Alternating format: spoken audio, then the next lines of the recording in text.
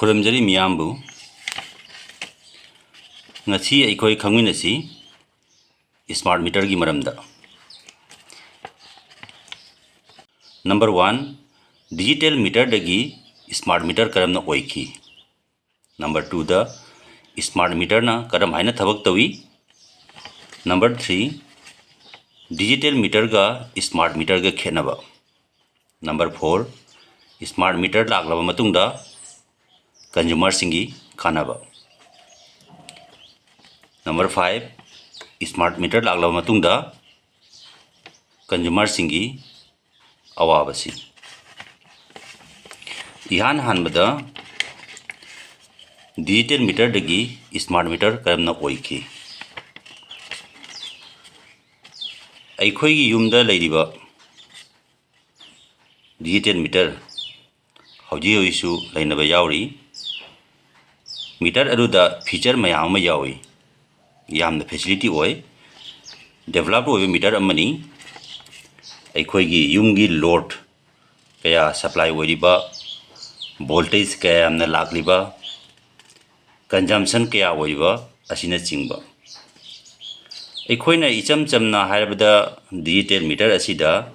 system अनिखक modify तौरकलगा अखोइगी डिजिटल मीटर दो स्मार्ट मीटर दा ओंथोक्रे इहान हानबदा डिजिटल मीटर दा कम्युनिकेशन मॉड्यूल अमा हापचिनख्रे सिम मॉड्यूल हाइबदी अखोइगी डिजिटल मीटर दा मॉड्यूल अमा हापचिले सिम की मतेंगना सर्वर हाइबदी बिलिंग सर्वर नत्रगा इलेक्ट्रिसिटी कंपनी की सर्वर का स्मार्ट मीटर दगी कम्युनिकेट तौबा ngami मदुदा टू वे कम्युनिकेशन फैसिलिटी यावी हाइबदी सर्वर मीटर दा कमांड तौबा ngami मांगोंदा डाटा थाबा ngami मीटर नसु कमांड अमसुंग डाटा रिसीव तौबा ngami मीटर दगी सर्वर दसु डाटा थाबा ngami करिगुंबा सर्वर न मथौ तारबदी हाइबदी मागी एनिमक्तगी कम्युनिकेट तौबा ngami मीटर दगी डाटा थाबसु ngami रिसीव तौबसु ngami मसिना डिजिटल मीटर दा एड तौसिनखिबा इहान हानबा फीचर नि अनि सुबदा रिले अमा अमुक एड तौसिनख्रे मसी स्विच नि हाइबदी ऑटोमेटिक स्विच नत्रगा कमांड वे स्विच हाइनसु हाइबजाय मसिना कमांड पीनी नत्रगा तोंगान तोंगानबा इवेंट मयाम अमा लई मदुना मीटर दगी सप्लाई पीबसु ngami सप्लाई थिंगिनबसु ngami हाइबदी कम्युनिकेशन डिवाइस अमगा स्विच अमगा हापचिनख्रे मरम अनि असिदगी अखोइगी डिजिटल मीटर ngasiदी स्मार्ट मीटर दा ओंथोक्रे मसी नतबा अखोइगी डिजिटल मीटर गा मानदबा अतोपा चेंजेस के आसु लेरी अदुबु मेजर चेंजेस दी मथकी अनि असिनी चेंजेस अनि असि एड तौसिनखिबदगी मखोइगी मतेंगदगी थबक मयाम तौबा यारे अहानबदी डिजिटल मीटर दा मसी पॉसिबल ओइरमदे स्मार्ट मीटर लागलबा मतुंगदगी अखोइना नोंमगी कंजम्पशन डिटेल खंगममी मीटर असिदगी अखोइना डेली की कंजम्पशन कया ओइ नोंमगी चयोलगी थागी average consumption average bill amount कया ओइ हाइबा खंगममी डिजिटल मीटर की मतमददी थागी ओइना बिल लाकपनिना